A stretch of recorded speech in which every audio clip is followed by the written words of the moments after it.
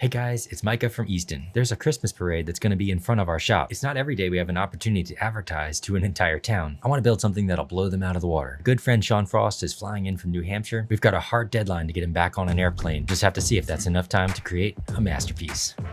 I feel like to give full context to this story, I have to go all the way back to high school. I know that's crazy, but that's really where this story began. I was cutting grass in my neighborhood. I had a bicycle and a lawnmower that I towed behind it, and I cut my neighbor's grass. I enjoyed being outside so much that I just never stopped. As the business has grown over the years, we've morphed into offering way more than just grass cutting. In fact, we stopped offering grass cutting altogether and focused entirely on ponds for one season. As many people will tell you, owning a business has many ups and downs. For years, we've wanted a place to call our own, to actually establish a display and a brand and places that people can come to and see our work and appreciate it and understand what we're developing and building. And it took me almost 20 years to get to that point. I started cutting grass in 2003. Business was officially formed in 2008, and we just got our first property. We've had many shops, but we've always rented them or leased them. This is the first one that we can actually call our own. After moving into the new space, it's April 10th. We've been in our shop about a month.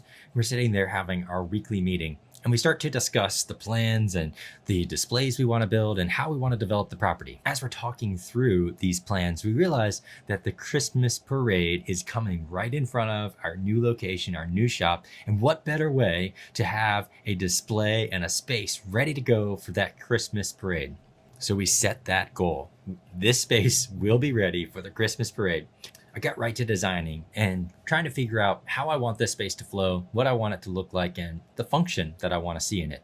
Many displays have a hodgepodge of materials that don't really go together, but they show all the options and features, and they just give you an idea of what could be, but they don't really show how a space should feel. And the design is usually not very intuitive. It's more about showing the materials. So in our design, I did something completely different. We're using mostly the same color, pavers and materials, and we're designing it as if it would be in somebody's backyard. We have the pond right as we come in with the walkway that leads back to a raised fire pit, a landing right across from that, and then a large bar that's actually a usable bar with a built-in griddle, a smoker, a sink, the whole 9 yards. Our design is formulated, our plan is hand, we know the direction we're gonna go. What do you think we did then? Like all good plans, we did nothing. We picked at it a little bit over the course of the summer. We did little things here and there to kind of prep the ground. But then it hit us like a ton of bricks or a sack of potatoes, whatever you want it to be, that we're about 4 weeks away from our goal, and we still are a mile away from making it happen. I don't know whether to call this a failure, but as you know, a mechanic never works on his own car. A cobbler's kids never have shoes. The baker, I don't know, maybe doesn't eat any bread. Well, Jim, my brother, who builds all of our water features, is extremely booked. His schedule is out to the end of the year, all the way to the first of the year, and then even some in January. We got this Christmas parade coming up this first week of December, and we have to figure out how to make it happen. Here's where the plans get fun. I realized that I'm going to New Hampshire, where Sean Frost is, and we are going to a soak pools event. Those soak pools are the 7x13 plunge pools we've been installing. If you see them in any of our other videos, they're a really cool hot and cold spa that's made out of concrete and is tiled. Anyway, Soak has invited me up there to a conference that they're having, which happens to be only about 30 minutes in New Hampshire from my friend Sean Frost. Side story to the side story, Sean Frost is up to win Artist of the Year. There were 8 regional winners across the globe, 4 of them being in the United States, and Sean took first place in one of those awards. Now there is the global Aquascape Artist of the Year competition, and Sean is up to win that. I hear that Sean is going to be spending about 2 weeks putting together a video preparing for this competition for a presentation that he has to do at Aquascape at the headquarters in Chicago. Of course, I was a little conceited when I asked Sean this, but I said, hey, how about I put that video together for you, and in exchange, you come down here and build our display pond for us so that it can actually be ready in time for the parade. I thought, man, this might be a long shot, but I'm still gonna ask. Sean agreed, and man, is he an awesome friend for helping us out.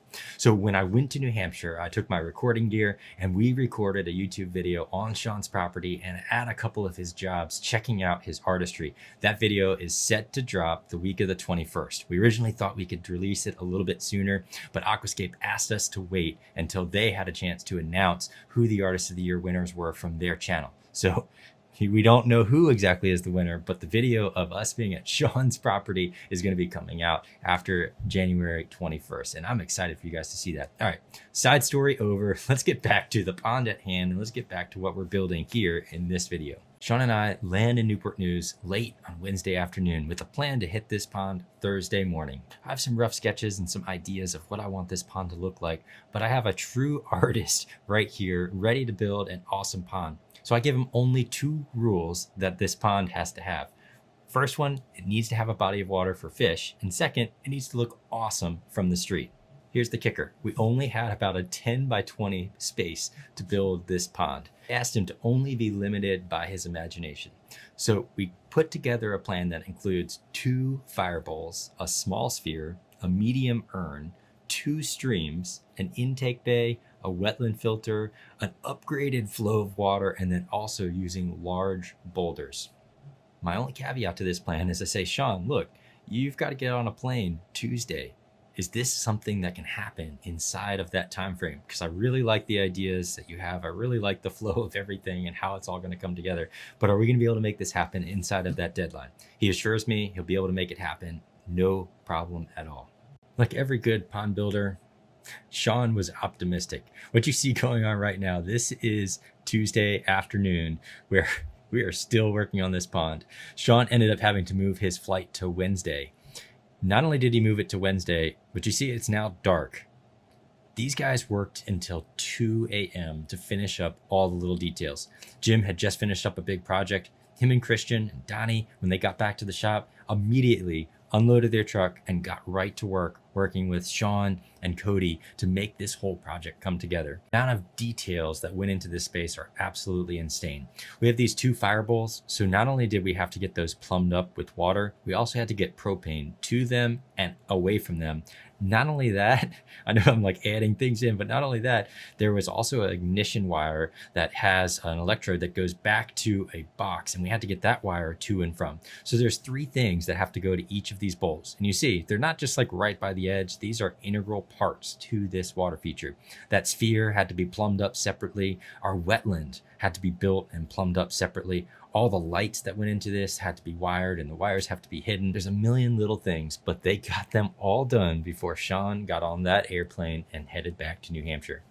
All right, while these guys are finishing up and working towards that 2 a.m. hour, let me break down how this pond went together and what the design elements of it are. The base pond starts as our 10 by 14 pond, which is sold for $14,400 and generally takes 2 days to build. Those really cool fire bowls you see, each are $4,500 installed. So we have about $9,000 right there into those fire bowls. There's a small sphere, stacked slate sphere that we incorporated going right into the intake, $2,850. The medium urn that you see going up towards the fire pit, that was $1,500. It's a little bit cheaper than normal because we didn't actually plumb it like we would a normal urn. We added an additional 12-foot stream along the walkway just so it was more interactive for people as they're walking in. This would cost about $8,000. There's 2 upgrades that aren't 100% necessary, but they really go a long way in making this pond low maintenance. One is the intake. Instead of a skimmer on the side of the pond, we incorporated an intake bay, which allows the material and the debris that gets on the surface of the water to circulate for a little while, and then we can just use a net and scoop it right out. The wetland filter is just a oversized biofilter, and what essentially that means is this will be crystal clear water no matter how many fish we have in it, and we do plan to put fish in it. The intake was 5,000, the wetland was 8,000.